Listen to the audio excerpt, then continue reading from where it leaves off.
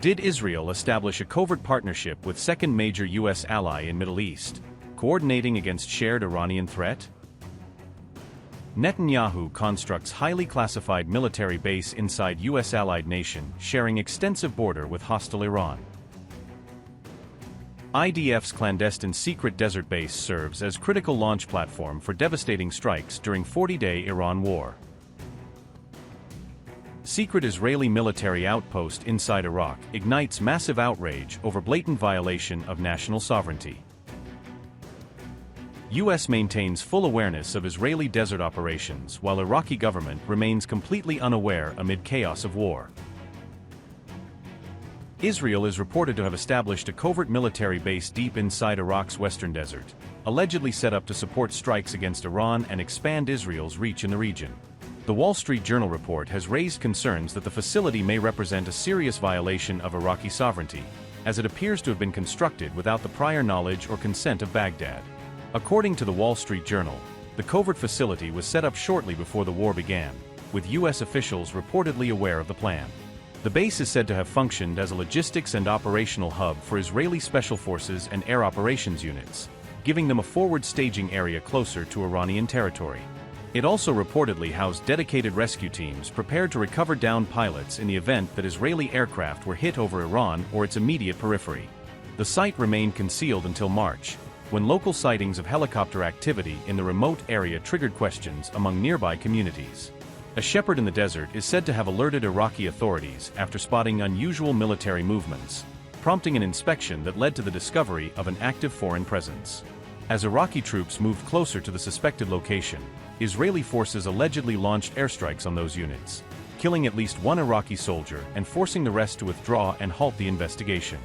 Iraqi officials later condemned the operation as a direct violation of national sovereignty, accusing Israel of using Iraqi territory as a launchpad for cross-border attacks. The deputy commander of Iraq's Joint Operations Command described the strike as uncoordinated and unlawful, arguing it breached both Iraqi law and international norms. The report also claimed the base played a key role in supporting the IDF's air and special forces operations against Iran.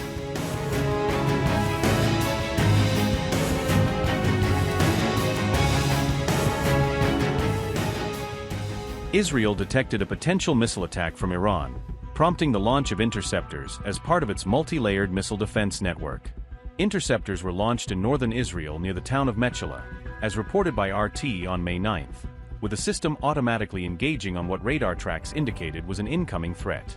However, a few Israeli news outlets cited by RT later described the event as a false detection or system malfunction, suggesting no actual missile ever reached Israeli airspace.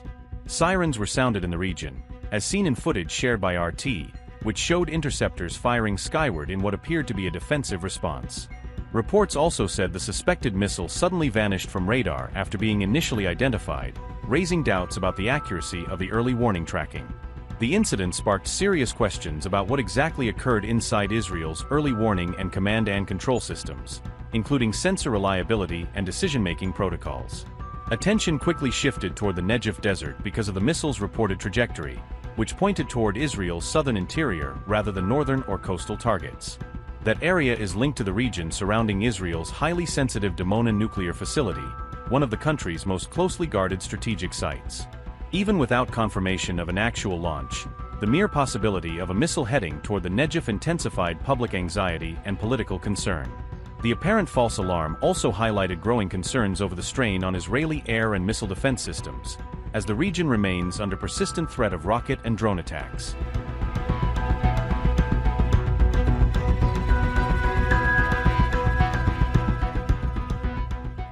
Hezbollah has reportedly claimed carrying out 26 attacks on Israeli forces since the afternoon of May 7th, as fighting intensified along the Lebanon front.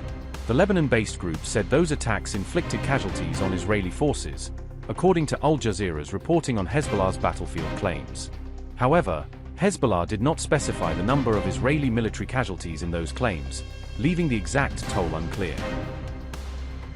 Al Jazeera citing Hezbollah said, and I quote, "Attacks included a missile strike on an Israeli tank outside the Lebanese town of Deir Suryang, shelling of an Israeli advance on the town of Hadatha, and a strike on Israeli soldiers gathered in the village of Labuneh." Unquote.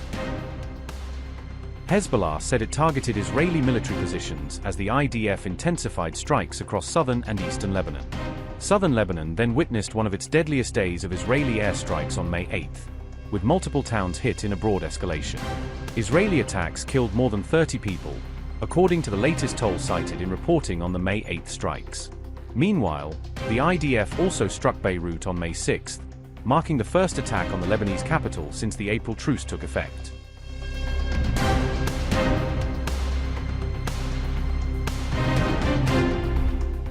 As Israeli jets and artillery keep hammering southern Lebanon, Hezbollah is responding not just with fire but with dramatic new footage that tries to show its fighters hunting IDF units from the air.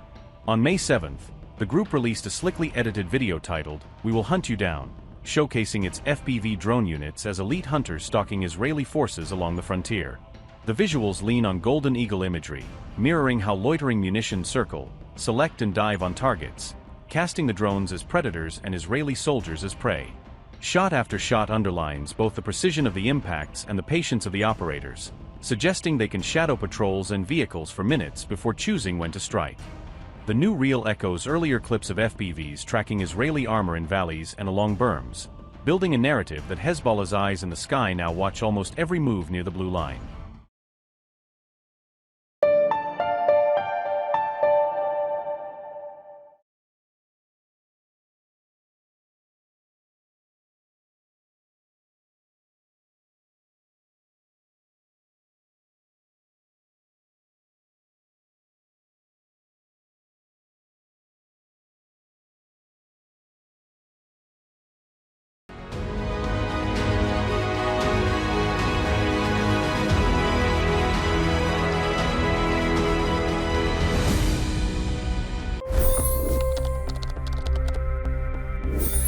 $25 crore गरीब गरीबी को परास्त करके बाहर निकले। For the good of our nation, let's work together and let's truly make America great again. The fastest news breaks. Requested PM saying that look, you will have to speak to Putin and to Zelensky. The biggest news makers.